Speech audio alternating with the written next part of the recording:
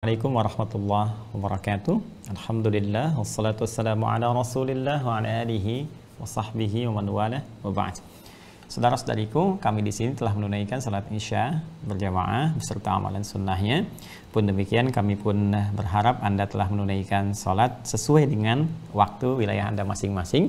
Boleh jadi di antara sebagian dari pemirsa di Hidayat Official yang terhubung lewat saluran media sosial di YouTube ini, mungkin ada di beberapa negara yang berbeda sehingga ada penyesuaian waktu dan waktu sholat sesuai dengan kondisi dan daerah masing-masing. Semoga sholat yang telah kita tunaikan diterima oleh Allah Subhanahu wa Ta'ala dan berkenan mengabulkan doa-doa yang kita mohonkan. Kita lanjutkan kembali bahasan kita bahwa di ayat yang ke-20 telah kita tuntaskan dan kita masuk ke ayat ke-21 di surah Al-Baqarah. Jadi ayat 1 sampai 5 telah tadi saya terangkan, termasuk golongan spesial orang-orang yang istimewa, golongan muttaqin. 6 sampai 7 golongan orang-orang ingkar yang menutup diri dengan Allah Subhanahu wa Ta'ala. Kemudian 8 sampai dengan 20 golongan orang-orang munafik, dan 3 golongan ini telah kita selesaikan dalam pembahasan yang lalu. Sebelum Isya telah kita tuntaskan pembahasan bahwa dalam kehidupan interaksi sosial kita sudah pasti kita akan bersinggungan dengan 3 kelompok ini. Maka bergaulah dengan orang-orang yang terbaik, waspada pada orang-orang munafik, dan tentunya turut serta berdakwah, mendoakan dan mengarahkan kembali pada jalan yang benar, baik golongan orang-orang ingkar kepada Allah, yaitu golongan orang-orang yang kufar, ataupun juga golongan orang-orang yang punya penyakit dan terkontaminasi virus nifak. Maka ketiga golongan ini saat berinteraksi secara sosial, Allah mengkhitob mereka, ya, mengajak mereka untuk menyadarkan kembali dan mengarahkan mereka kepada jalan kehidupan yang benar. Nah, penamaan kepada manusia yang berinteraksi secara sosial seperti tadi saya jelaskan, maka ada diksi yang paling tepat menyebutkannya, yaitu kata nas, ya, an-nas, yang setidaknya disebutkan kurang lebih 241 kali dalam Al-Quran. Maka Allah sampaikan dan membuka ayat 21 di surah Al-Baqarah ini dengan kalimat yang sangat tegas, ya ayyuhan nas, hei seluruh manusia tanpa kecuali yang berinteraksi dalam kehidupan sosialnya dimanapun engkau berada. Yang paling menarik teman-teman sekalian, kalimat an-nas ini dibuka dalam ayat 21 ini pertama dengan huruf ya. Ya, huruf nida, harfun nida, huruf untuk memanggil, yang punya 3 makna utama yang menunjuk pada batas, ya, atau jarak panggilan.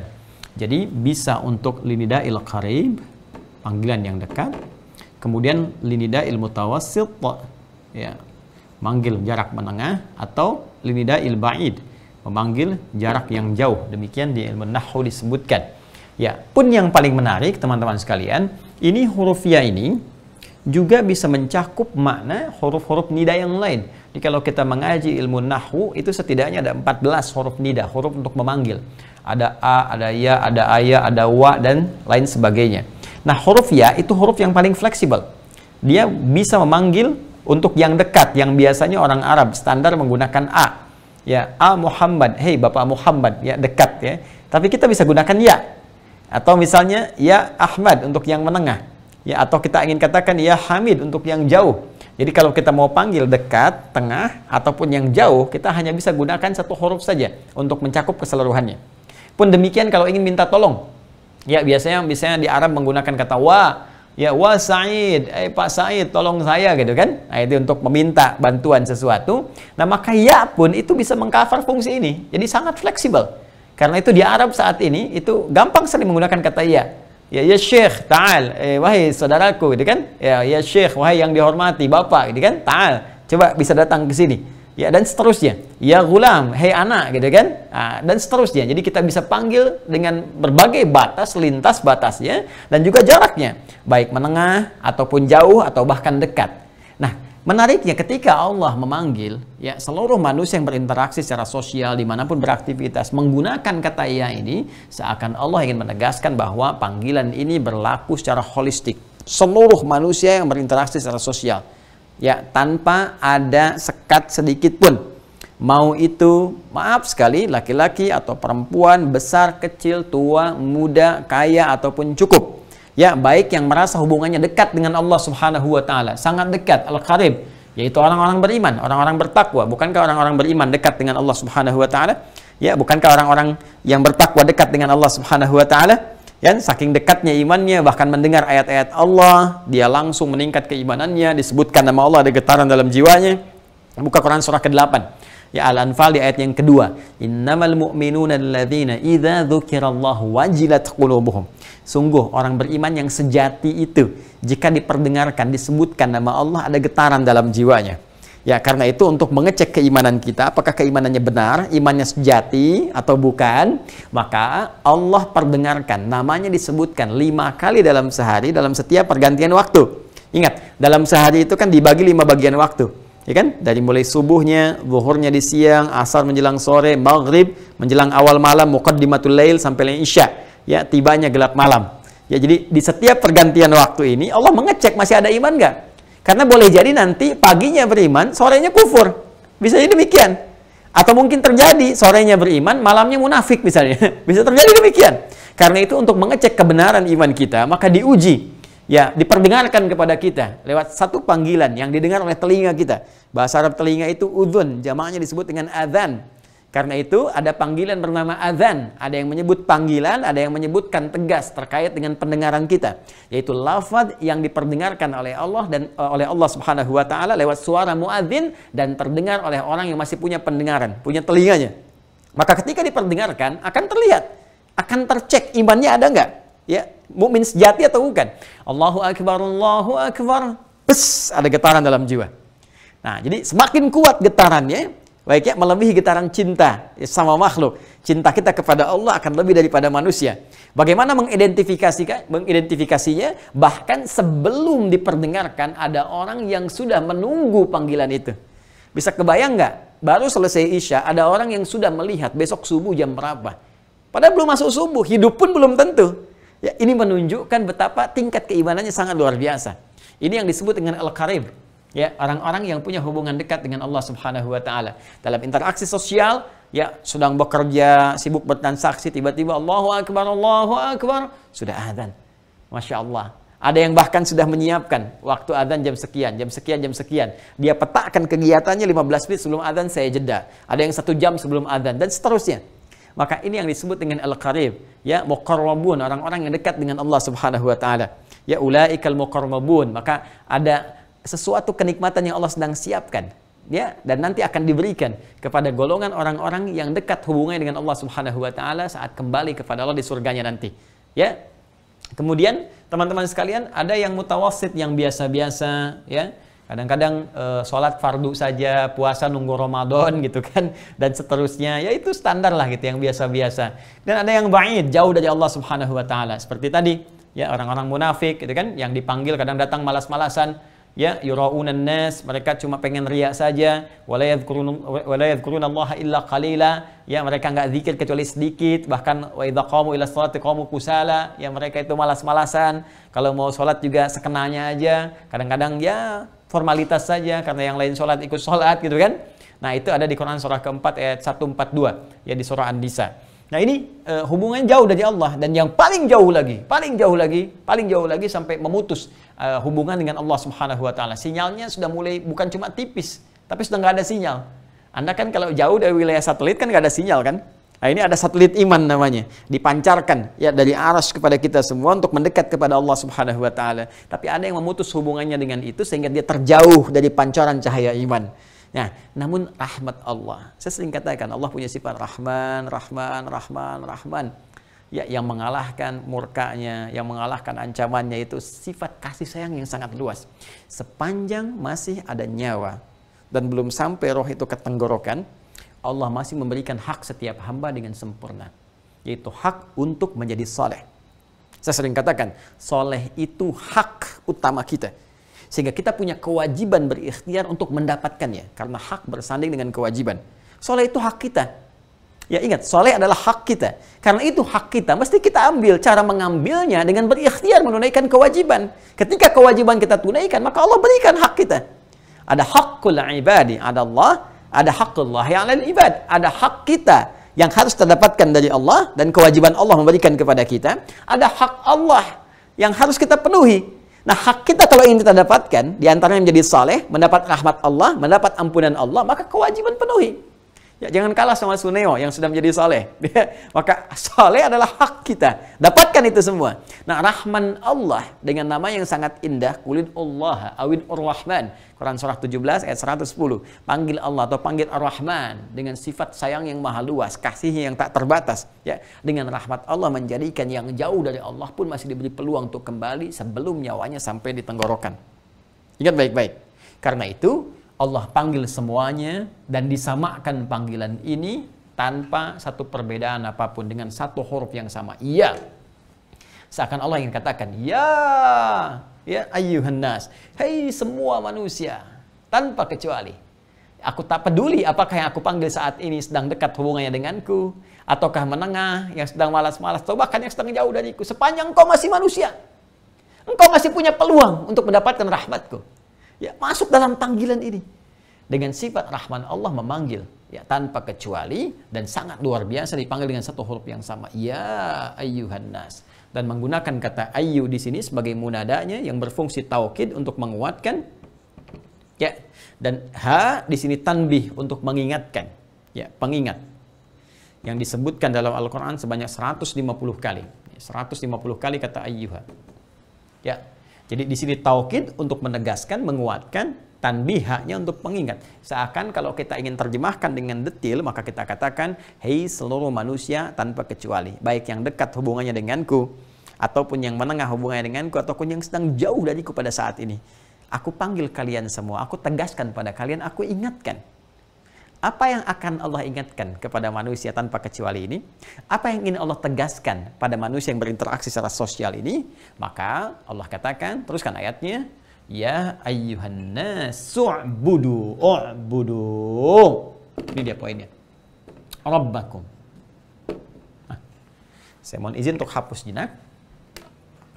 Ya ayyuhan nasu'budu rabbakumul ladzi khalaqakum walladzina min qablikum la'allakum tattaqun. Ya, kita bagi dulu pada beberapa bagian.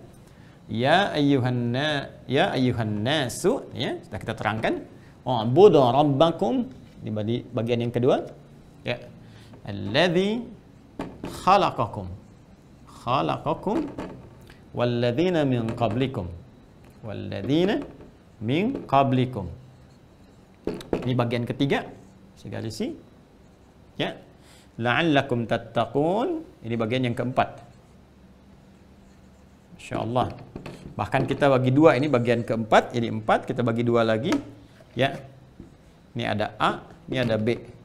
Nanti ada kata la'allakum di sini dan terakhir tattaqun. Nah, yuk kita simak lagi. Fokus baik-baik. Apa yang Allah inginkan dan Allah tegaskan. Ayo di sini yang Allah ingin ingatkan pada seluruh manusia yang berinteraksi dalam kehidupannya, apapun yang ia kerjakan. Apakah di rumah tangganya, yang sedang sibukkah, sedang masakkah, sedang minumkah, sedang beres-bereskah, ya kan? Ataukah yang ada di pekerjaannya, sedang sibuk proyekkah, atau yang lainkah, ya kan? Ataukah di kedudukannya, di harta bendanya, dan sebagainya, semua tanpa kecuali. Kata Allah, semua manusia yang berinteraksi ini, bahkan dengan 3 golongan utama yang telah disebutkan, apakah dia muttaqin, ataukah dia kafirin, ataukah dia kemudian munafiqin, aku beri kesempatan semua dengan satu hal yang sama. Kata Allah, jangan lupa kalian tuh diciptakan u'budu rabbakum, untuk menyembah Rabbmu. Hei semua manusia, aku tegaskan pada kalian, aku ingatkan, u'budu rabbakum, u'budu, sembahlah, ibadahlah, sembah, ya, sembahlah, ya, u'budu dari kata abada ya'budu, abada ya'budu. Nah, ini. Kemudian kata perintahnya menjadi u'bud. Seperti ini, saya turunkan dulu ilmu nahunya ya, supaya agak detail kita belajarnya. Jamaknya, karena bentuknya jamak, maka dijamakkan dengan u'budu tambah waw jamak di akhirnya. Ya. Fokus baik-baik. Dari kata abada ya'budu, kata perintahnya u'bud, kemudian jamaknya u'budu. Abada secara singkat menyembah. Yang sering kita ambil bentuk keterangannya itu ibadah. Ya, karena ibadah itu esensinya adalah penyembahan kita, bentuk penyembahan kita ya kepada Allah Subhanahu wa taala. Jadi ini bermakna penyembahan yang sering kita kemudian terjemahkan dengan kata ibadah. Ibadah itu dari bahasa Arab, ya, dari bahasa Arab yang diserap kemudian ke dalam bahasa Indonesia. Perhatikan baik-baik. Ini yang ingin saya tegaskan. Kata Allah, ya ayyuhan nasu ubudu. Hei semua manusia yang berinteraksi dalam kehidupan, yang sibuk bekerja, beraktivitas. Hei, jangan sampai aktivitas kalian itu sesibuk apapun. Sibuk dengan proyek, sibuk dengan ilmu pengetahuan, sibuk ngajar, sibuk cari harta, sibuk dengan mempertahankan kedudukan, sibuk macam-macam dan sebagainya. Kalian lupa akan esensi penciptaan kalian. Ya, hakikatnya aku ciptakan kalian, kata Allah Subhanahu wa taala, ubudu, supaya kalian tuh mau menyembah, mau ibadah. Jangan lupa, jangan-jangan selama ini sibuk kerja, tapi lupa dengan ibadah. Lupa sholat, lupa baca Al-Quran, lupa untuk berpuasa, lupa untuk berzikir kepada Allah Subhanahu wa ta'ala. Ya, yang paling menarik, u'budu rabbakumul ladzi khalaqakum. Kata Allah, ibadahlah, sembahlah oleh kalian, Rabb kalian, pencipta kalian, Allah kalian, kan? Alladzi khalaqakum, yang telah mencipta kalian. Ini ada yang menarik teman-teman sekalian di kalimat penjelas ini, ya. Jadi ketika Anda bertanya, ya Allah, kenapa kami mesti ibadah? Ya, kenapa kami mesti menyembahmu? Ya, kata Allah kan, hei semua manusia yang aktif beraktivitas, yang berinteraksi dalam kehidupan, macam-macam dikerjakan, sembahlah, ibadahlah kepada Rabb kalian. Anda bertanya, kenapa kami mesti menyembah Engkau ya Allah? Perhatikan jawabannya yang sangat luar biasa. Satu, Rabbakum, Rabb, menggunakan kalimat Rabb. Kedua, penegasan alladzi khalaqakum, dua. Ya, dan walladzina min qablikum, ini disambungkan pakai waw athaf. Ketiga ini la'allakum tattaqun. Ada 3 jawaban di ayat ini yang nanti akan dirinci kembali di ayat ke-22. Ya. Sekarang perhatikan baik-baik. Pertama kata Allah, u'budu rabbakum. Allah tidak mengatakan u'budullaha. Allah bisa menegaskan, bisa di luar Quran ya. Saya katakan misalnya, bisa saja Allah mengatakan ya ayyuhan nasu u'budullaha. Hai semua manusia, sembahlah kalian. Ya, sembahlah oleh kalian Allah. Beribadahlah kepada Allah. Ya, tetapi kenapa di sini Allah menggunakan kata Rabb? Dari setidaknya 99 nama ya yang melekat kepada Allah dengan segala fungsi dan keindahannya. Jadi ada nama-nama Allah yang sangat indah sekali dan punya fungsi nilai-nilai bagi kehidupan manusia, bagi hambanya, bagi makhluknya. Ya, yang punya nilai kebaikan bagi kehidupan kita dan punya sifat-sifat kebaikan. Nama-nama dalam bahasa Arab jamak dari kata nama, ism, jamaknya asma. Punya sifat-sifat kebaikan yang bermanfaat, ya, keindahan. Itu disebut dengan husna. Ya, maka ada al-asmaul husna. Nah, semua nama-nama ini itu terkait erat dengan aspek kebutuhan kita sebagai hamba kepada Allah Subhanahu wa taala. Baik aspek spiritual, ya, nanti aspek penghambaan, aspek permohonan dan sebagainya. Di antara sekian nama itu yang Allah pilih adalah namanya Rabb di sini. U'budu rabbakum. Allah tidak mengatakan u'budullaha, u'budu rahmanakum, u'budu rahimakum, u'budu misalnya alimakum, u'budu misalnya razzaqakum, tapi Allah sampaikan rabbakum yang menunjuk pada sifat rububiyah Allah Subhanahu wa taala. Rububiyah itu sifat perhatian, perawatan, pemenuhan kecukupan, ya, yang menyembuhkan saat sakit, ya, mencukupkan segala kebutuhan, menyayangi, memaafkan kalau salah, mengampuni kalau berbuat dosa dan memberikan segala yang dimintakan sepanjang itu ada punya nilai kebaikan untuk pemohonnya. Ya, seakan Allah ingin mengatakan, "Hei, bukankah aku yang telah memenuhi segala kebutuhanmu? Aku yang telah menyembuhkan saat engkau sakit. Aku yang memaafkan ketika engkau salah. Aku yang mengampuni ketika engkau berdosa. Aku yang mengabulkan ketika engkau bermohon. Bahkan dalam perjanjianku denganmu sebelum engkau sampai ke muka bumi itu, terlahir menjadi seorang hamba untuk beraktivitas itu, saat masih dalam kandungan ibundamu, usia 4 bulan itu. Bukankah aku sudah perkenalkan nama ini kepadamu?" Buka Quran surah ke-7, ya teman-teman sekalian, Al-A'raf di ayat 172. Wa idh akhadha rabbuka. Pakai Rabb. Min bani Adama. Ya, min zuhurihim dzurriyyatahum. Ya, kemudian wa asyhadahum ala anfusihim alastu bi rabbikum. Pakai Rabb. Ya, bala syahidna. Dan ingatlah Muhammad SAW ketika Rabbu mengambil perjanjian dari semua anak cucu Adam. Ya, sebelum mereka terlahir ke muka bumi, masih dalam kandungan perut ibundanya, usia 4 bulan itu, diingatkan oleh Allah. Ya, alastu bi rabbikum, apakah kalian siap untuk menetapkan aku sebagai Rabb kalian?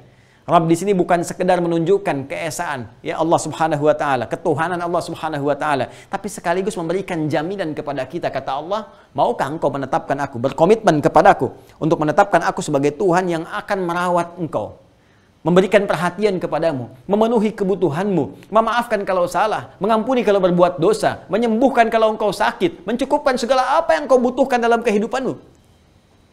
Ya, kalau ada orang mengatakan di hadapan Anda, mau nggak ikut saya berikan kebutuhanmu. Kalau sakit nanti saya berikan jalan untuk berobat, berikan akses dan sebagainya. Ya, Anda akan mengatakan, ya, tanpa berpikir panjang. Dalam bahasa Arab mengatakan tanpa berpikir panjang, ya, dalam konteks menyetujui, itu disebut dengan bala namanya. Bala, ya, sekali saja, tidak diulang, bukan bala-bala, ya. Bala, sekali saja. Bala. Ya, beda ketika Anda mengatakan na'am, ketika Anda mengatakan hadir, itu beda konteksnya. Nanti dalam kajian yang lain kita akan coba turunkan. Nanti ada pembahasan serupa tapi tak sama, sitama. Nanti kita akan turunkan. Ya, tapi ketika Anda mengatakan bala, itu artinya Anda siap tanpa berpikir apapun. Ya jelas.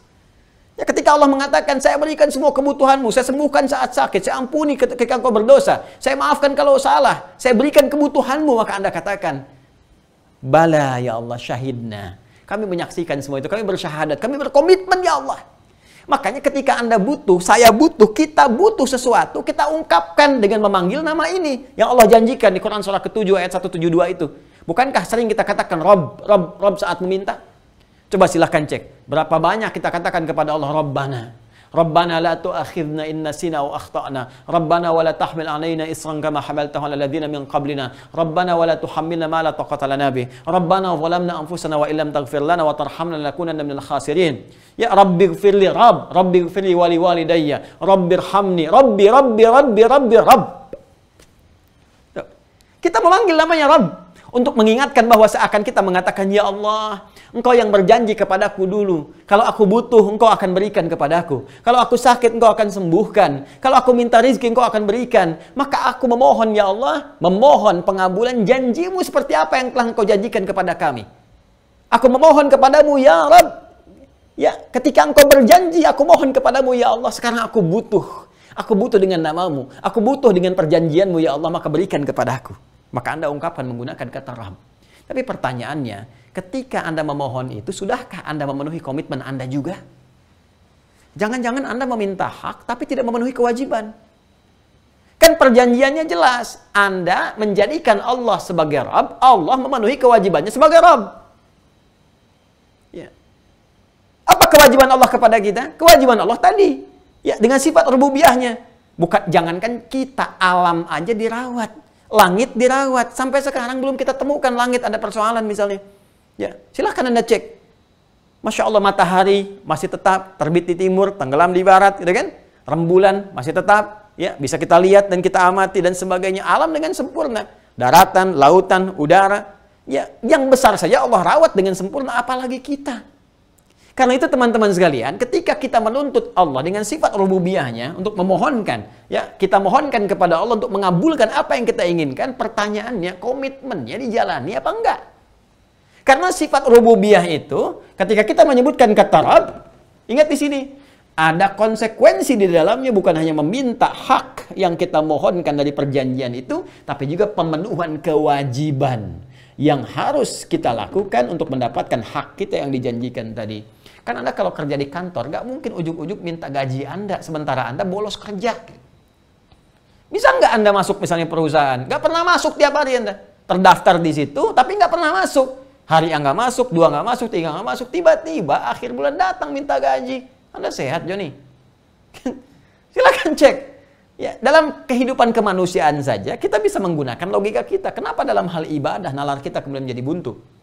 Maka dari itu penting untuk kita tegaskan kembali, ketika kita menemukan kata Rabb dalam Al-Quran, bukan sekedar menjadi sarana ya untuk kita memohon kepada Allah dengan menyebut namanya dan dengan sifat kemurahan Allah, yaitu sifat rububiyahnya.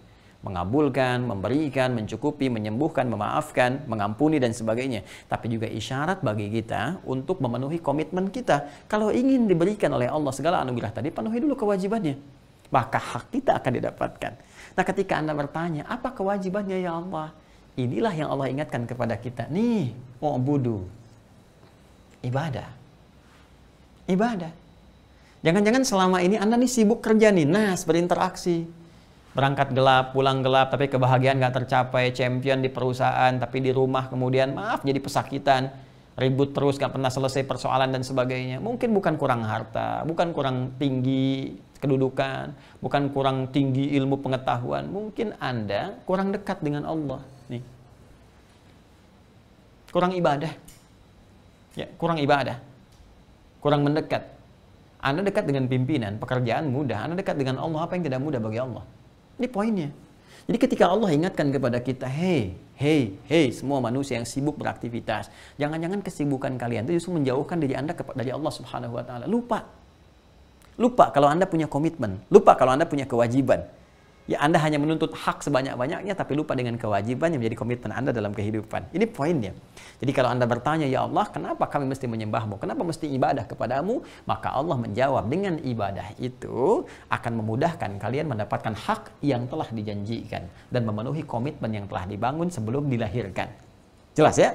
Satu jawabannya ini. Indah sekali. Jadi setiap diksi dalam Al-Quran itu Masya Allah mengandung sebuah makna yang sangat luar biasa. Jadi kalau kita ngajinya dalam tuh, kita pelajari satu-satu, akan temukan, Masya Allah, ini rupanya penyebabnya. Ini yang menjauhkan kita dari rahmat, dari kemudahan, kesuksesan, kebahagiaan, dan sebagainya. Ya. Dua, lihat sini. Ini yang paling dalam lagi. Ya Allah, ya memangnya kenapa kalau kita nggak ibadah, gitu kan? Toh hidup juga, toh itu ada yang lain, ya nggak ibadah, toh bisa dapat juga rezekinya. Sehat juga gitu kan. Anda berkata, itu orang nggak nyembah Engkau ya Allah. Dia jauh tuh. Ya, dia jauh darimu ya Allah. Dia nggak pernah sholat. Dia nggak pernah baca Quran. Tapi kok kayaknya sehat aja. Sukses, dia kaya dan sebagainya.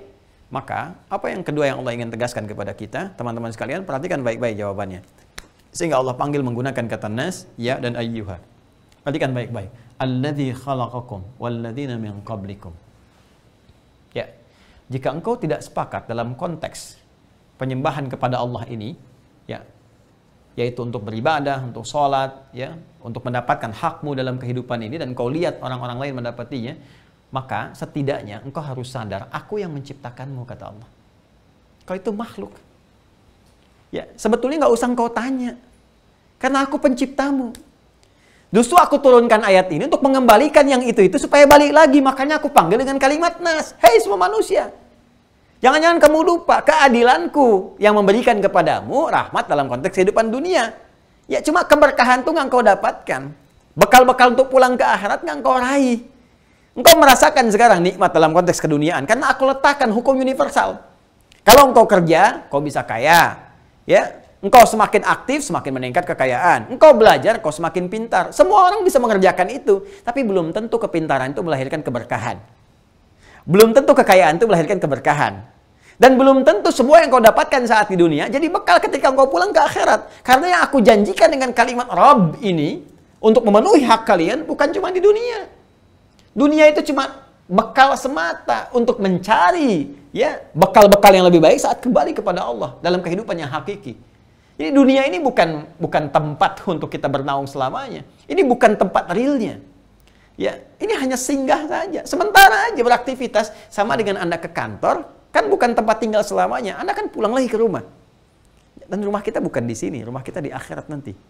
Surga yang telah Allah perlihatkan kepada Adam alaihissalam, yang diuji di dalamnya, yang nanti akan berbeda jauh kenikmatan kita mendapatinya karena dulu tempat training bagi Adam dan Hawa. Ya, karena itu teman-teman sekalian, ketika Allah mengatakan Rabb dengan sifat rububiyahnya, ini bukan dalam konteks semata kehidupan dunia yang terbatas sifatnya, tapi lebih kepada pengabulan saat kita kembali kepada Allah di akhirat nanti. Itu yang kita cari. Jadi ketika Allah berikan hak kita dengan kewajiban yang kita kerjakan, maka dunia yang kita dapati ini akan punya poin akhirat. Punya poin akhirat. Itu yang disebut dengan keberkahan di dalamnya. Ya, misal saya beri contoh kepada Anda, kita bekerja tapi menjaga ya kewajiban kita kepada Allah, menjaga hak Allah. Kita tetap sholat misalnya, ya kan? Kita jaga supaya tidak maksiat, ya kan? Itu kan kewajiban kita. Ya, jangan maksiat kepada Allah, jangan musyrik kepada Allah, jangan kemudian meninggalkan ibadah-ibadah. Kita jaga semua ini. Maka Allah berikan kemudian rezeki kepada kita. Kita bisa makan, kita bisa minum, kita bisa dapatkan misalnya bekal kehidupan dunia. Kita mungkin bisa melihat teman-teman sekalian, kok nggak seperti mereka, kita 1 juta, dia 10 juta misalnya. Hei, jangan lihat itunya. Perhatikan, Allah tanamkan nilai keberkahan pada rizki yang kita dapatkan. Dan dahsyatnya dengan keberkahan ini sekaligus dicatatkan sebagai poin akhirat. Itu bedanya. Ya, itu bedanya. Sehingga 1 juta yang Anda dapatkan itu, Masya Allah, itu jadi energi. Begitu Anda bekerja lillah karena Allah, setiap pekerjaan dapat poin, 10 poin akhiratnya. Bismillah, berangkat kerja, dituliskan poinnya. Ya, di jalan berzikir kepada Allah dituliskan poinnya. Makan bismillah dari hasil ini dituliskan poinnya. Punya poin akhirat. Apa pentingnya poin akhirat ini? Itu bekal hakiki yang kita bawa saat kita meninggalkan dunia. Karena semua perangkat dunia itu akan berhenti dengan berakhirnya kehidupan dunia kita. Nah, yang kita bawa pulang menghadap Allah, poin-poin ini yang berkah nih. Yang kita sebut dengan pahala itu. Lahum ajrun ghairu mamnun. Yang 10 juta hanya jadi bekal dunia saja. Kalau nggak disertai dengan nilai-nilai kebaikan, penyembahan kepada Allah, bahkan larut dalam maksiat, bahayanya 10 juta ini jadi bekal dosa seluruhnya. Ya, apalagi dapatkan dengan cara yang haram, nggak pernah menyembah Allah, ya, dikerjakan dengan cara-cara yang bertentangan dengan hukum-hukum Allah Subhanahu wa taala, dapat kedudukan dengan cara musyrik, dapat kekayaan dengan pesugihan, ya, melanggar ketentuan Allah, datang kepada orang-orang yang tidak jelas dan seterusnya. Maka apa yang terjadi ketika didapatkan walaupun besar nilainya tapi tidak punya nilai keberkahan, maka hakikatnya 10 juta, 10 miliar, ya, 1 triliun itu hanya menumpuk dosa saja dalam kehidupannya, akan melipat gandakan siksa dan hukuman saat kembali kepada Allah Subhanahu wa taala. Hati-hati. Ya. Karena itu, kalau Anda belum sadar dengan semua ini, kata Allah, Allazi khalaqakum. Saya ini pencipta engkau. Saya pencipta kamu. Dan kewajiban yang diciptakan itu, ya, membuktikan kewajibannya sebagai seorang hamba untuk menyembah Allah. Buktinya apa? Kalau Anda hamba Allah. Sekarang kan ditanya oleh Allah, kamu tuh bisa ada di dunia, ujuk-ujuk bisa ada. Kok bisa? Siapa yang ciptakan kamu? Itu bahasanya lah. Ya, ya, kata Allah, kalau Anda bertanya, kenapa saya harus menyembahmu ya Allah? Allah balik nanya, kamu dari mana asalnya? Kok tiba-tiba ada di dunia? Ya, terus kamu bisa hidup, terus besok mati. Allah nanya, yang menciptakan kamu, mematikan kamu itu siapa? Maka Allah tegaskan, Alladzi khalaqakum. Hei, yang mencipta engkau jadi ada ini, kemudian mematikan engkau setelah itu, mengembalikan engkau kemudian dalam kehidupan yang baru, itu aku, kata Allah, itu Allah. Ya. Karena itu ketika engkau bertanya, kenapa menyembahmu? Jawaban Allah telak sekali. Kata Allah, karena aku yang menciptakanmu. Ketika engkau sadar aku menciptakanmu, maka ada konsekuensi dari seorang yang diciptakan, yaitu hamba kepada sang pencipta. Ya, hamba kepada Khalik. Hamba itu bahasa Arabnya makhluk. Ya, kita manusia, kita hamba, kita makhluk. Yang menciptakan kita disebut Khalik. Allah menyebut dirinya dengan Khalik. Buka Quran surah ke-15 ayat 28. Wa idz qala rabbuka lil malaikati inni khaliqum basyara. Ketika Rabbu Muhammad SAW berfirman kepada para malaikat dan sebagian jin yang ada pada saat itu, inni khaliq, akulah sang pencipta yang akan mencipta makhluk baru selain malaikat dan jin. Allah menyebut dirinya dengan Khaliq, maka selain Allah disebut makhluk. Kita makhluk. Nih, saya berikan gambaran lebih indah lagi. Perhatikan teman-teman sekalian. Allah Khaliq, ya, sang pencipta dari yang tidak ada menjadi ada. Yang diciptanya disebut makhluk. Apapun jenisnya, mau malaikat, mau jin, mau tanaman, mau binatang, mau manusia dan sebagainya, bernyawa atau tidak, makhluk. Ya, Allah Khaliq. Proses penciptaannya disebut dengan khalaq. Ya, Allah Khaliq. Penciptaannya disebut apa? Khalaq. Yang tercipta apa? Makhluk. Kaitan dengan kita manusia. Maka kita makhluk. Allah pencipta kita. Maka Allah Khaliq. Proses mencipta kita disebut apa? Khalaq. Nah, ketika kita mengakui bahwa Allah Khaliq, mesti ada pembuktian kan? Anda ingin katakan, ya Allah pencipta saya. Sekarang, apa pembuktiannya yang membuktikan bahwa Anda itu seorang hamba? Dan kita ingin tunjukkan Allah itu adalah Tuhan kita. Maka butuh pembuktian. Pembuktiannya seperti apa? Kalau Anda biasa-biasa saja, nggak ada buktinya. Ya, karena setiap klaim itu kan butuh pembuktian. Makanya ketika Allah mengatakan, saya Tuhan, tidak ada Tuhan selain saya, maka bukti penghambaan kita kepada Allah adalah penyembahannya. Itu yang disebutkan di Quran surah ke-20. Perhatikan, ini indah sekali. Quran surah ke-20 Toha, ayat ke-14. Allah mengatakan, Innani anallah. Ya, sayalah Allah. La ilaha illa ana, tidak ada Tuhan yang layak dipertuhankan dan disembah. Ya, tidak ada Tuhan yang layak dipertuhankan, disembah, karena Allah itu punya dua arti.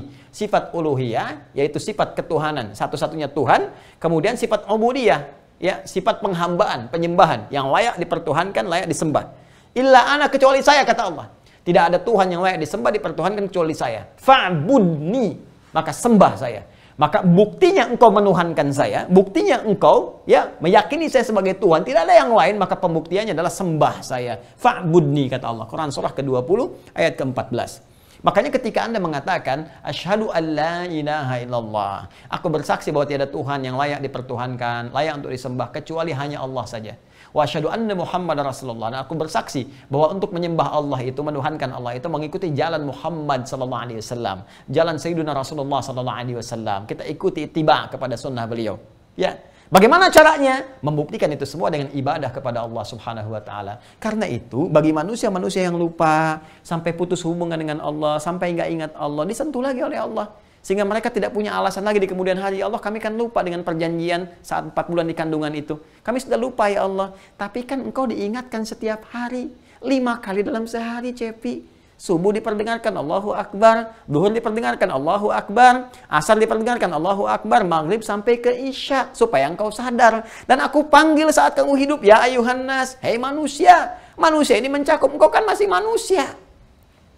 Jadi selama engkau manusia masih terpanggil di situ. Ada dai-dai yang menyampaikan, ada para ulama, ada ustad-ustad, taklim setiap waktu, masuk ke dalam setiap ruang. Sekarang ada YouTube, masuk YouTube, di Facebook, masuk Facebook, di IG ada status, ada macam-macam. Kalau dengan semua itu engkau masih belum beriman juga dan mengatakan lupa, maka di mana akalmu? Baik, enak sekali ya. Ya, jadi ada sesuatu yang salah gitu kan. Lupa, ya Allah, kayak di pengadilan tuh. Apakah Anda mengalami kejadian ini? Lupa yang mulia. Lupa. Di pengadilan Allah tuh nggak bisa begitu. Begitu Anda mengatakan, lupa ya Allah, dibuka filenya tuh. Mau bilang apa lagi? Nanti kata Suneo, Assalamualaikum. Hati-hati tuh. Ya nggak bisa bilang lupa, karena CCTV-nya terlalu dahsyat. Dibuka semua. Apakah kamu yang melakukan tindakan waktu itu? Lupa ya Allah, dibuka. Neng, masih bilang lupa? Enggak ya Allah. Sudah nggak bisa melakukan apapun pada saat itu. Hati-hati. Hati-hati. Ya, karena itu Allah menegaskan, alladzi khalaqakum walladzina min qablikum. Hei, aku yang mencipta engkau. Jangankan engkau, orang-orang dulu pun aku yang cipta. Orang dulu mau menyembah, terus engkau mau menolak. Engkau ini siapa? Aku ciptakan orang dulu sebelum engkau. Adam, aku yang cipta. Itu bapak moyang kamu. Hawa, nenek moyang kamu. Mereka menyembah aku. Kamu yang anak cucunya nggak nyembah, kamu siapa? Aku yang menciptakan Musa, aku yang menciptakan Harun, aku menciptakan Ibrahim. Mereka menyembah kepada aku. Engkau yang bukan nabi, bukan rasul, bukan siapa-siapa. Nggak mau nyembah, engkau siapa? Hah? Apa engkau lebih hebat daripada Fir'aun yang telah aku hancurkan? Ataukah engkau lebih hebat daripada Qarun, dan Namrud, dan sebagainya? Merasa lebih tinggi. Kata Allah, orang-orang dulu lebih dahsyat mereka itu. Bisa bikin istana, ya, di bukit-bukit, di gunung-gunung, dan sebagainya. Allati lam yukhlaq mithluha fil bilad, yang nggak bisa disamai di beberapa negeri, ya, beberapa peradaban dan sebagainya, sampai sekarang masih ada. Mereka kuat-kuat. Hum asyaddu minhum batsya, ya, fanaqqabu fil bilad hal min mahis. Mereka bahkan banyak berpetualang di bumi, dahsyatnya luar biasa, kekuatannya hebat, tingginya, militernya dan sebagainya, tapi nggak punya jalan keluar ketika menghadapi ancaman Allah Subhanahu wa taala. Terus ente siapa? Yang tiap mendekat kiamat makin kecil manusia, makin kecil, makin kecil, makin kecil, makin lemah, makin lemah, makin lemah. Terus merasa lebih kuat daripada orang-orang dulu. Kamu siapa? Kata Allah. Walladzina min qablikum, orang-orang dulu aja aku yang cipta. Ingkar, aku tenggelamkan kayak Firaun. Aku runtuhkan, ditelan, likuifasi ya oleh bumi seperti Qarun dan seterusnya. Maka engkau ingin mengikuti jejak mereka, maka di mana akalmu? Ya, karena itu teman-teman sekalian, di sini Allah tegaskan walladzina min qablikum. Dan ada penegasan yang lebih kuat lagi ketika Anda buka Quran surah ke-51. Ya, Adz-Dzariyat di ayat yang ke-56. Ya, paling kanan, agak sedikit ke atas. Ya. Perhatikan kalimatnya. Masih ingat ini yang saya sampaikan tadi? Khaliq yang mencipta, Allah. Ya, makhluk yang dicipta, khalaqa, ya, proses penciptaannya. Sekarang perhatikan kalimatnya. Allah tegaskan wa ma khalaqtul jinna wal insa illa liya'budun. Ya, Quran surah ke-51 Adz-Dzariyat ayat 56. Wa ma khalaqtul jinna wal insa illa liya'budun. Wa ma khalaqtu ini khalaqa, ya, ini fi'il madhi. Kalau kita ingin katakan aku mencipta, kata Allah, maka pakai tu di ujungnya. Khalaqtu. Ya, engkau mencipta, khalaqta. Ya, kami mencipta, khalaqna. Ya, jadi di sini Allah ingin menegaskan dengan sifat personalnya. Ya, karena yang pencipta itu hanya Allah Subhanahu wa taala. Allah katakan, ya, wa ma khalaqtu. Maknya nafi di sini. Wa ma khalaqtu, dan tidaklah aku menciptakan al jinna wal insa, jin dan manusia itu illa liya'budun, kecuali tujuan penciptaan itu supaya mereka membuktikan diri sebagai hamba untuk menyembah Allah Subhanahu wa taala. Penegasan. Bahkan sebelum masuk di ayat ke-56 ini, kalau Anda buka dari ayat ke-24-nya kisah Ibrahim alaihissalam terus sampai ketemu ke sini, Allah kisahkan kisah Nabi Lut dengan umatnya, kisah Fir'aun dan pasukannya yang ditenggelamkan, kisah kaum Ad, ya, kisah kaum Thamud dan sebagainya, untuk menunjuk pada orang-orang sebelumnya. Ini walladzina min qablikum, yang ingkar-ingkar, ya, yang ingkar-ingkar, yang nggak mau ibadah dan sebagainya, yang hidupnya kemudian nestapa dan ujungnya merana di hadapan Allah Subhanahu wa taala.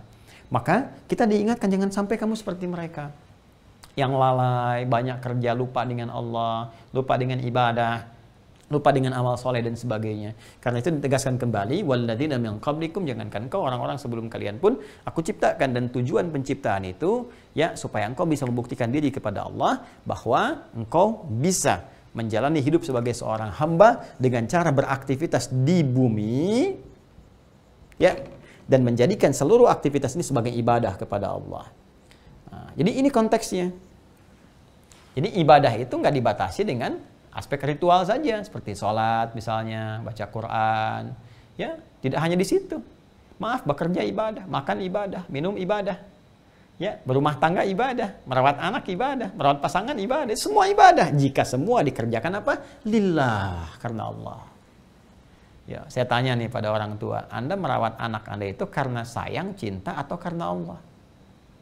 Itu beda.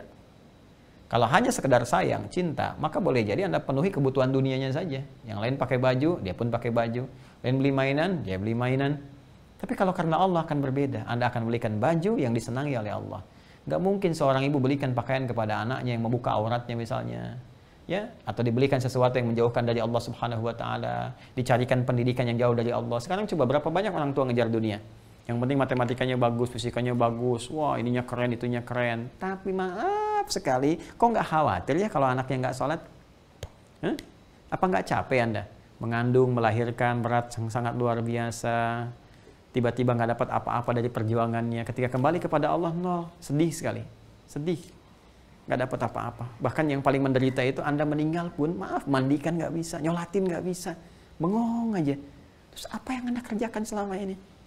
Jika miliaran bahkan triliunan harta tidak mampu membantu Anda mendidik anak dengan baik sehingga tak bisa melayani Anda bahkan di penghujung hidup Anda, untuk apa semua itu? Untuk apa? Untuk apa? Apa yang Anda banggakan? Anda merawat anak dari kecil sampai dewasa. Setelah Anda mau di penghujung usia, nggak bisa merawat Anda. Apa yang Anda dapatkan dari semua itu? Maka bertakwalah kepada Allah Subhanahu wa taala. Bertakwalah, kembalikan kepada ini. Nah, jadi semua aspek yang kita kerjakan, ya, sepanjang kita lakukan karena Allah dalam beraktivitas, maka dia akan berubah menjadi nilai ibadah. Jadi ibadah. Makanya dalam Islam itu semua aktivitas kehidupan kita dari bangun tidur sampai tidur itu ada bimbingannya, dan bimbingan itu menjadikan aktivitas sebagai ibadah. Bimbingan itu yang kita sebut dengan doa. Jadi bukan kalimat formalitas, dia membimbing aktivitas kita berubah nilai menjadi ibadah. Makanya silahkan cek, semua aktivitas itu ada doanya. Bangun tidur ada doanya, makan ada doanya, berpakaian ada doanya. Sering saya sampaikan ini. Ya, ke toilet bahkan ada doanya, keluar toilet doanya beda, ke masjid ada doanya, keluar masjid ada doanya, semua ada doanya. Bahkan ketika belum hafal doanya, Nabi memberikan rumus, bacakan Bismillahirrahmanirrahim. Paling singkat Bismillah. Kullu amrin dzibalin liyubda'u fihi Bismillahirrahmanirrahim fahuwa abtar. Setiap perbuatan baik, sekalipun baik, tapi tidak disebutkan nama Allah di dalamnya, Bismillahirrahmanirrahim, maka terputus nilai ibadahnya. Hanya jadi rutinitas saja. Rutinitas saja. Bahkan diatur dengan detil sekali. Silahkan cek. Demi Allah saya katakan, cuma di Islam detil semuanya. Ibadah sholat itu dari awal, wudhu sampai akhirnya diatur. Gimana rukuknya, antara lurus kepala sampai dengan bagian belakangnya. Gimana saat sujud, posisi telapak tangan di mana. Itu sedetil-detilnya. Mustahil ada manusia yang bisa membuat konsep seperti ini. Mustahil. Jadi kalau Anda ingin tahu bagaimana kebenaran Islam sebagai agama yang hak, silahkan cek pertama dari unsur tauhidnya. Sifat rububiyahnya, sifat uluhiyahnya. Kemudian lihat cek di ibadahnya. Silahkan cek di mana ada petunjuk ibadah yang sangat detil selain di Islam. Ini menunjukkan bahwa ini bimbingan yang langsung datang dari samawi. Ya. Kemudian muamalahnya. Siapa yang bisa memberikan bimbingan dari bangun tidur sampai tidur lagi? Silahkan cek, cari referensi buku dimanapun. Bagaimana cara bangun, cara tidur sampai sakit, bagaimana cara mendekat untuk bisa mendapatkan jawaban dari kesembuhan dan sebagainya. Semua, sampai secara personal, sampai secara sosial ada semua. Kalau bukan petunjuk Allah, mustahil. Maka kalau Anda bertanya, kenapa saya mesti milih Islam? Karena Islam yang paling jelas menerangkan tentang aspek ketuhanan. Karena Islam yang paling jelas menerangkan tentang cara ibadah. Karena Islam yang paling jelas yang mengatur tentang cara bermuamalah, berinteraksi dalam kehidupan kita. Paling jelas. Silahkan cek, silahkan bandingkan. Ya, untuk menguatkan keyakinan kita, untuk mencari kebenaran. Karena kebenaran itu hak asasi kita. Maka silahkan mencari. Dan dahsyatnya Al-Quran sampai menegaskan, la ikraha fid din. Nggak ada paksaan dalam agama. Bahkan membuka wawasan kita, nalar kita. Silahkan kalau ingin mengecek kebenaran Islam, cek lagi silahkan. Cek secara logika, cek secara nasnya dan sebagainya. Kita akan temukan dan bandingkan. Makanya Islam sering memberikan perbandingan dalam Al-Quran. Nih, keterangan ini. Di mana kelemahannya, di mana gugur secara teoritasnya. Ini kegugurannya, ini kesalahannya, ini kekurangannya. Sehingga nggak bisa jadikan klaim sebagai agama. Itu mencerdaskan bahasa Al-Quran itu. Dan nggak ada yang mengarahkan pada ekstremisme. Nggak ada. Ya, jadi nggak mungkin orang, ya, mohon maaf, memeluk Islam dengan benar jadi ekstrim, itu mustahil. Ya, gampangnya beginilah, orang jahiliyah itu kan pada ekstrim tuh. Ya, korupsinya ekstrim, ya, zinahnya ekstrim, mabuknya ekstrim dan sebagainya, pembunuhannya ekstrim. Tapi begitu datang Islam kok pada berubah jadi orang-orang baik semua. Tawadhu, ibadahnya, berbaginya, macam-macamnya. Ya, jadi kalau ada orang masuk Islam jadi ekstrim, jadi kebalik, ada yang salah di dalamnya. Ya, makanya mustahil. Kan sering saya katakan bahkan di pertemuan yang lalu, ya, agama itu datang untuk mengarahkan manusia pada kebaikan. Ya, jadi ketika ada orang yang melampaui batas-batas kebaikan, dikembalikan lagi. Ya, tidak akan mengeluarkan atau menghilangkan nilai-nilai kebaikan yang melekat kepadanya. Misalnya, mohon maaf nih, ya, Anda jadi bupati, datang Islam tetap bupati, Anda gubernur tetap gubernur, Anda presiden tetap presiden, Anda kaya tetap kaya, Anda alim, ya, berilmu tetap berilmu. Fir'aun itu kan disoal, bukan karena, mohon maaf, dia rajanya, tapi karena penyimpangan dari kedudukannya. Ketika jadi raja nggak ada masalah. Ya, Allah nggak menyoal kedudukannya. Ya, tapi yang disoal adalah, idzhab ila fir'auna innahu tagha. Ketika menyimpang dari kedudukan itu ada yang salah. Maka agama datang untuk meluruskan. Ada yang ekstrim. Maka ekstrim itu dihilangkan, dikembalikan kepada nilai kebaikan. Jadi kalau ada kemudian yang mengaku-ngaku muslim, tapi senang nembak orang, bunuh orang, bom orang, macam-macam, itu pasti tidak belajar Islam dengan benar. Ya, pasti itu. Dan pertanyaannya, siapa yang menciptakan mereka? Kok tiba-tiba muncul? Karena kalau dari agama nggak mungkin.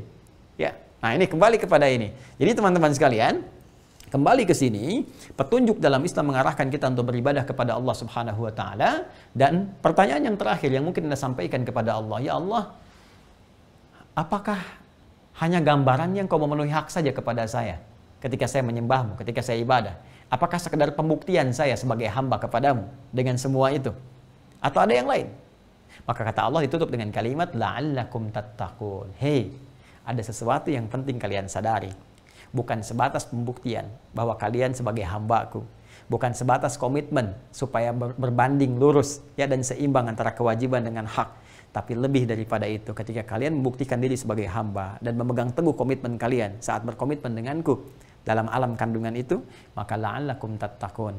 Ya, proses ibadah ini akan mengantarkan kalian menjadi pribadi takwa. Ini dia. Ya. Takwa, puncak dari segala kebaikan. Silahkan cek teman-teman sekalian. Puncak dari segala kebaikan itu disebut dengan takwa. Ya, kejujuran itu takwa. Kemudian apalagi rendah hati itu takwa, qanaah itu takwa. Pokoknya semua sifat-sifat baik itu kalau digabungkan semuanya itu namanya takwa. Kumpulan dari semua jenis kebaikan. Ya. Dan takwa itu dihasilkan lewat proses ibadah. Karena itu ketika Allah mengatakan di antara sekian banyak manusia yang paling mulia itu orang takwa, ya di Quran surah ke-49, ya, Al-Hujurat di ayat ke-13. Ya ayyuhan nas, lagi-lagi hai semua manusia. Inna khalaqnakum min dzakarin wa untha. Kami ciptakan kalian dari laki-laki dan perempuan. Wa ja'alnakum syu'uban wa qabail lita'arafu. Dan aku jadikan kalian berkomunitas banyak.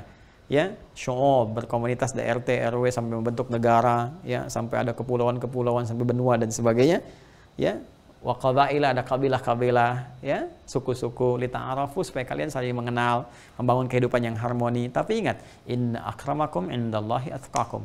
Yang paling mulia di antara kalian dalam berinteraksi itu, dalam kehidupan sosial kalian, atqakum adalah orang yang paling takwa. Ya, yang paling takwa, yang jujur, yang baik, yang mulia, yang rendah hati, yang dermawan, yang sabar dan sebagainya. Dan semua sifat takwa itu hanya bisa diraih lewat ibadah. Ini. Makanya semua jenis ibadah itu muaranya disebutkan takwa. Silahkan cek. Ya, kita kan yang puasa, bukankah puncak puasa itu ujungnya takwa? Silahkan dilihat di Al-Baqarah ayat 183. Ya ayyuhalladzina amanu kutiba alaikumusiyam kama kutiba alal ladzina min qablikum la'allakum tattaqun.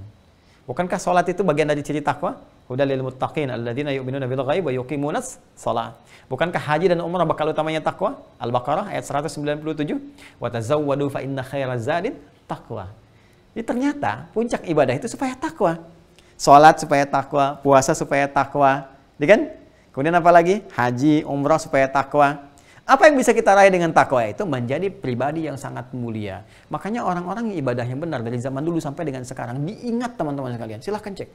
Dari sahabat-sahabat Nabi aja, kalau Anda buka sejarah nih, betapa banyak buku-buku yang menunjukkan kepada kita tentang kisah-kisah mulia mereka. Mereka yang dermawan, mereka yang berbagi, mereka yang jujur, mereka yang sederhana, mereka yang baik, mereka yang sangat luar biasa. Itu bertransformasi menjadi pribadi yang sangat luar biasa dalam kehidupan dunianya. Dan lebih dari itu, ternyata dengan ketakwaan ini menjadi insan yang baik, insan yang mulia, itu pembuka segala nilai-nilai kebaikan. Pembuka dari solusi yang mengentaskan setiap masalah. Quran surah 65 di akhir ayat kedua. Wa may yattaqillahu yaj'al lahu makhraja. Siapa yang mampu meningkatkan takwanya, kami lepaskan dari segala kesulitan hidup yang sedang dialami. Di ayat ketiganya, wa yarzuqhu min haitsu la yahtasib. Bahkan kami kirimkan rezeki dari sisi yang tidak dia duga. Semakin meningkat takwa, semakin mudah hidupnya. Ya ja'alahu min amri yusra, bahagia wattaqullaha la'allakum tuflihun. Tingkatkan takwamu kepada Allah supaya engkau bahagia dan seterusnya. Jadi ternyata teman-teman sekalian, rahasianya kenapa kita diminta menyembah Allah? Kenapa harus sholat? Ya. Kenapa harus puasa? Kenapa harus zakat? Kenapa harus baca Quran? Pertama, untuk membuktikan penghambaan kita kepada Allah yang telah menciptakan kita. Yang kedua, untuk menjadi jalan atau wasilah demi meraih predikat takwa. Yang dengan takwa itu kita akan bertransformasi menjadi manusia yang seutuhnya mulia di hadapan Allah. Dan dengan itu mendapatkan akses segala kemudahan dalam hidup kita di dunia sampai dengan ke akhirat. Bukankah surga disediakan bagi orang takwa? Innal muttaqina fi jannati wa uyun. Sungguh orang-orang takwa itu akan menikmati surga dengan segala keindahan yang ada di dalamnya. Ya, innal muttaqina fi jannatin wa na'im. Sungguh orang-orang takwa akan mendapati surga dengan segala kenikmatannya. Ya, uiddat lil muttaqin, disediakan bagi orang takwa. Alladzina yunfiquna fis sarra'i wad dharra, yang gemar berbagi, gemar berderma dan seterusnya. Karena itu teman-teman sekalian, Allah di ayat ini mengajak kembali pada orang-orang yang beriman, orang yang sholat untuk semakin meningkatkan ibadahnya supaya meningkat takwanya. Pada orang-orang munafik untuk tobat kembali menjadi pribadi yang benar supaya meningkat kedekatannya dengan Allah. Kepada orang-orang yang masih tertutup hubungannya, ya, bahkan tidak online dengan Allah, supaya mereka kembali bersyahadat, mendekat kepada Allah. Tujuan utama kemuliaannya adalah apa? Supaya seluruh hamba-hamba Allah ini mendapatkan kemuliaan yang sama dengan saat mereka terlahir ke dunia. Bukankah saat terlahir bersih? Kenapa saat kembali kepada Allah menjadi kotor? Bersihkan diri kita, perbaiki diri kita sehingga baik dalam pandangan Allah Subhanahu wa taala. Untuk itulah rahasianya kenapa setiap dalam kesempatan Jumat itu, setiap pekan, bahkan dalam setiap beberapa kesempatan ta'lim, umumnya Nabi SAW menyitir Quran surah ketiga Ali Imran ayat 102 itu. Ya ayyuhalladzina amanu taqullaha haqqa tuqatih wa la tamutunna illa wa antum muslimun. Hai orang-orang beriman, tingkatkan selalu takwamu kepada Allah dengan cara yang benar. Jangan takwa di masjid, di kantor nggak ada takwanya dan seterusnya. Dan pertahankan itu, jangan sampai engkau wafat sesuai dalam keadaan muslim yang patuh, yang tunduk, yang menjaga nilai-nilai kebaikan di hadapan Allah Subhanahu wa taala. Jelas sampai sini? Nah, yang paling dahsyat sebetulnya sampai di sini cukup menjadikan kita sadar untuk kembali kepada Allah. Cukup untuk mengevaluasi diri kita untuk kembali. Jangan-jangan selama ini maaf sekali sulit karena kurang takwa, sakit gak sembuh karena kurang takwa. Udah dikasih penyakit yang paling kuat, belum ingat Allah juga, masih dikasih apa lagi? Dikasih musibah, belum ingat juga, malah saling salahin. Ya, yang ini banjir, yang itu genangan, yang ini itu. Kenapa harus ribut? Kenapa kita nggak mengevaluasi diri? Ya, jangan-jangan yang salah itu kita sendiri yang menyebabkan musibah datang. Banyak zina, banyak ini, banyak itu, banyak korupsi, banyak menipu, banyak macam-macam, banyak berselisih dan sebagainya. Introspeksi, perbaiki diri kita, kembali menjadi hamba yang mulia. Mungkin itulah yang menjadikan rahmat turun. Walau anna ahlal qura ya amanu wattaqau la fatahna alaihim barakatim minas sama'i wal ard. Quran surah 7 ayat 96. Kalau ada satu penduduk negeri mau meningkatkan imannya, bertakwa kepada Allah, kami buka semua pintu keberkahan di langit dan di bumi. Allah yang sampaikan, pencipta kita. Ya. Dan kalau kita ingin tahu lebih daripada itu, Allah telah siapkan keterangan lain. Sebetulnya cukup di ayat 21. Tapi bagi Allah ingin memberikan segala hal yang mampu menguatkan kita untuk kembali kepada Allah Subhanahu wa taala. Maka turunlah kemudian ayat ke-22-nya yang dengan itu menggambarkan bagaimana nikmat Allah banyak diberikan kepada kita seakan-akan menantang kita. Hei, apa dengan semua keterangan ini? Kalian belum beriman juga? Belum takwa juga? Ya, aku berikan satu hal lagi yang dengan ini, kalau kalian belum sadar juga, maka keterlaluan. Ada yang salah dalam isi pikiran kalian. Ada yang keliru dalam hati kalian. Dan ada yang tidak benar dengan pola hidup kalian. Nah, bagaimana penjelasannya? Itu nanti akan kita sambungkan di kesempatan berikutnya dalam kajian tafsir pembahasan di ayat ke-22-nya. Nah, kurang lebih sampai di sini teman-teman sekalian. Ya, mohon maaf ya, agak kita sesuaikan, sedikit kadang-kadang ngebut, sedikit balik, sedikit masuk lagi. Hari ini insya Allah menjadi luar biasa, mudah-mudahan istimewa untuk kita kembali kepada Allah Subhanahu wa taala. Alhamdulillah saya telah menyampaikan apa yang menjadi hak Anda ya untuk belajar dan kewajiban saya untuk menyampaikan. Maka mohon izin saya pun barangkali ingin menunaikan kewajiban-kewajiban yang lain setelah mengucapkan terima kasih kepada Anda semua atas perhatiannya. Memohon doa sekaligus kepada Anda semua. Alhamdulillah di hari ini pada jam 11:18 Allah telah mengaruniakan kepada kami ya seorang putri, anak yang keempat. Ya, anak yang keempat tepat di bulan Rajab ini, 13 Rajab, ya tepatnya tadi siang tahun 1442 Hijrah bertepatan dengan 25 Februari 2021 telah lahir anak kami yang keempat, ya seorang putri Rabi'atul Khairatul Hisan, Rabi'ati Khairatul Hisan. Ya, putriku yang keempat yang aku harapkan jadi pribadi yang baik dan mulia dan satu di antara bidadari surga insyaallah. Mohon doanya dan mohon izin tentunya saya telah memberikan hak Anda sepenuhnya tanpa mengingat apapun supaya Anda bisa mendapatkan manfaat lebih. Kini berikan saya kesempatan untuk menjadi seorang ayah. Ya, tadi saya sudah menyiapkan sebagiannya dan ada juga hak istri, hak keluarga, anak-anak untuk saya berikan perhatian.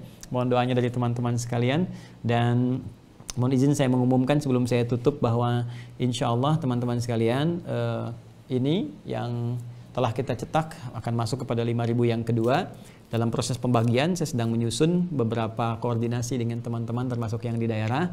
Kemarin saya dari Bandung dan menyempatkan juga untuk bisa tayang menjawab beberapa pertanyaan seperti yang saya janjikan dulu. Dan insya Allah beberapa tempat yang saya kunjungi akan ada stok ya beberapa buku khususnya paket Al-Quran. Jadi nanti kita akan simpan untuk yang murojaah ya dan hafalan At-Taisir. Jadi nanti ada 3 ini kurang lebih At-Taisir, murojaah jilid 1, jilid 2 nanti akan disimpan di beberapa tempat yang berkoordinasi dengan kita dan bisa diakses secara gratis. Ya, kemarin saya di Cikapayang di SMS ya Speed Movement Store di Cikapayang. Jadi nanti daerah Bandung sekitarannya ini kita masih sampaikan dan sedang berkoordinasi untuk mengirimkan paketnya. Jadi nanti di sekitaran itu akan diberikan petunjuknya.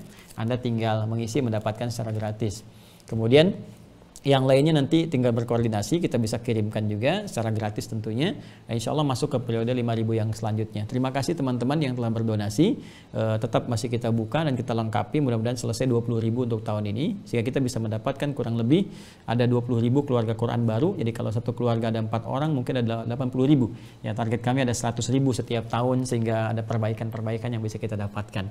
Ya, kemudian insya Allah teman-teman esok atau hari Senin paling telat kami akan juga meluncurkan ya apa yang telah saya janjikan, saya teliti di kesempatan-kesempatan lalu secara lebih luas dan disupportkan kepada teman-teman untuk bisa lebih menjadi manfaat. Ya, apa itu nanti kita lihat lah ya. Kalau nggak besok nanti hari Senin kita munculkan. Mudah-mudahan suasana baik di hadapan Allah Subhanahu wa taala. Saya lagi terima kasih. Mohon maaf atas segala kekurangannya untuk kesempatan pada malam hari ini. Semoga kita semua diberkahi oleh Allah Subhanahu wa taala. Allahumma taqabbal minna innaka antas samiul alim wa tub alaina innaka antat tawwabur rahim. Allahumma ij'alna min ahlil Qur'an waj'alil Qur'ana sahiban lana fid dunya wa syafi'an lana fil akhirati ya arhamar rahimin. Rabbana atina fid dunya hasanah fil akhirati hasanah wa qina adzabannar. Bi fadlika subhana rabbika rabbil izzati amma yasifun wa salamun alal mursalin wa akhiru da'wana subhanakallahumma bihamdika nashhadu an la ilaha illa anta nastaghfiruka wa natubu ilaik. Alhamdulillahirabbil alamin. Assalamualaikum warahmatullahi wabarakatuh.